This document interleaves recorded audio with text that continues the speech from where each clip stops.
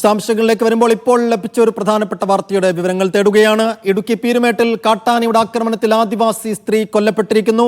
പീരുമേട് തോട്ടപ്പുരയിൽ താമസിക്കുന്ന സീതയാണ് മരിച്ചത്. വീണ്ടും കാട്ടാനക്കലയിൽ ഒരു മനുഷ്യജീവൻ കൂടി പൊലിയുന്ന അത്യന്തം ദുഃഖകരമായ സാഹചര്യം. കാട്ടാന ആക്രമണത്തിൽ ഒരു ആദിവാസി കൂടി ജീവൻ നഷ്ടമാകുന്നു. ഒരു ആദിവാസി സ്ത്രീ കൊല്ലപ്പെട്ടത് പീരുമേട്ടാണ്. പീരുമേട് തോട്ടാപ്പുരയിൽ താമസിക്കുന്ന സീതയാണ് മരിച്ചത്. മുഹമ്മദ് ആഷിഖ് വിശദാംശങ്ങൾ നൽകും. ആഷിഖ്, അങ്ങേയറ്റം ദുഃഖകരവും ദാരുണവുമായ ഒരു സംഭവം. എപ്പോഴാണ് ഈ കാട്ടാനയുടെ ആക്രമണം ഉണ്ടായത്? എവിടെയാണ് ഇവരുടെ മൃതദേഹം കണ്ടെത്തിയത്?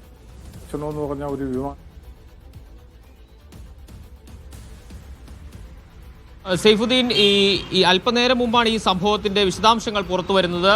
പീരുമേട് തോട്ടപ്പുരയിൽ ആദിവാസി സ്ത്രീ, മലമ്പണ്ടാര വിഭാഗത്തിൽപ്പെട്ട ആദിവാസി സ്ത്രീയായ സീത എന്ന 54-കാരിയാണ് കാട്ടാന ആക്രമണത്തിൽ കൊല്ലപ്പെട്ടത് എന്ന വിവരങ്ങളാണ് ലഭിക്കുന്നത്. കാടിനുള്ളിൽ വനവിഭവങ്ങൾ ശേഖരിക്കാനായി കാടിനകത്ത് പോകുമ്പോൾ കാടിനകത്ത് വെച്ച് തന്നെയായിരുന്നു കാട്ടാനയുടെ ആക്രമണം ഉണ്ടാകുന്നത്.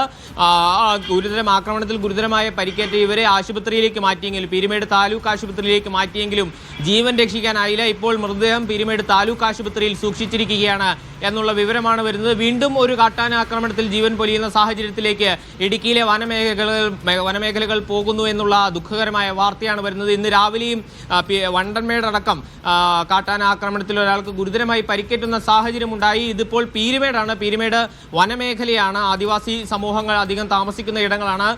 കാടിനുള്ളിൽ കടന്നുപോയി ഈ വനവിഭവങ്ങൾ ശേഖരിക്കുന്ന പതിവുണ്ട് അവിടെ ആദിവാസി വിഭാഗങ്ങൾക്കുള്ളിൽ. പ്രത്യേകിച്ച് മലമ്പണ്ടാര വിഭാഗത്തിൽപ്പെട്ട ആളുകളൊക്കെ കാടിനുള്ളിൽ ചെന്ന് വനവിഭവങ്ങൾ ശേഖരിച്ച് അത് വിറ്റ് ഉപജീവന മാർഗം കഴിക്കുന്ന ആളുകളാണ്. ആ വിഭാഗത്തിൽപ്പെട്ട സീത എന്ന 54-കാരിയാണ് ഇപ്പോൾ കാട്ടാന ആക്രമണത്തിൽ മരണപ്പെട്ടിരിക്കുന്നു എന്ന വിവരങ്ങൾ വരുന്നത്. പ്രാഥമികമായ ചില വിവരങ്ങൾ മാത്രമാണ് ഈ ഘട്ടത്തിൽ നമുക്ക് ലഭിക്കുന്നത്.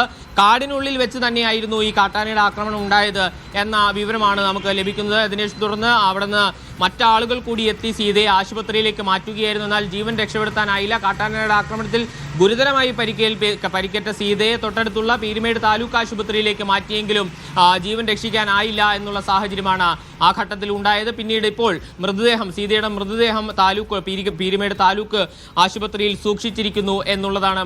മലമ്പണ്ടാര വിഭാഗത്തിൽപ്പെട്ട ആദിവാസി സ്ത്രീയാണ് സീത.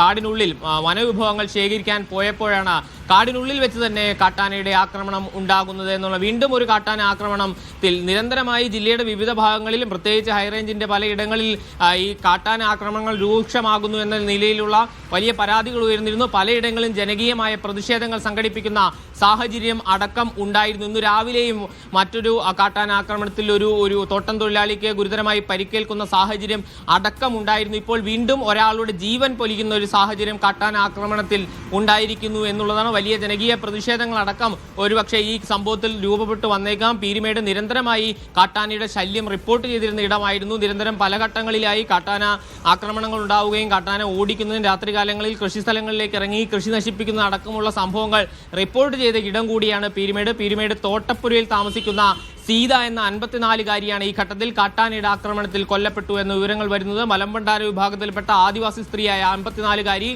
കാടിനുള്ളിൽ വനവിഭവങ്ങൾ ശേഖരിക്കാൻ പോയപ്പോൾ കാട്ടാനയുടെ ആക്രമണത്തിൽ കൊല്ലപ്പെടുകയായിരുന്നു. ഗുരുതരമായി പരിക്കേറ്റ ഇവരെ ആശുപത്രിയിലേക്ക് മാറ്റിയെങ്കിലും ജീവൻ രക്ഷിക്കാൻ കഴിഞ്ഞില്ല എന്നുള്ള വിവരങ്ങളാണ് ഇപ്പോൾ ഈ ഘട്ടത്തിൽ നമുക്ക് പറയാൻ കഴിയുന്നത്. കൂടുതൽ വിശദാംശങ്ങൾ വരും സമയത്ത് നമുക്ക് അറിയാൻ കഴിയും എന്ന് വിചാരിക്കുന്നു. സൈഫുദ്ദീൻ.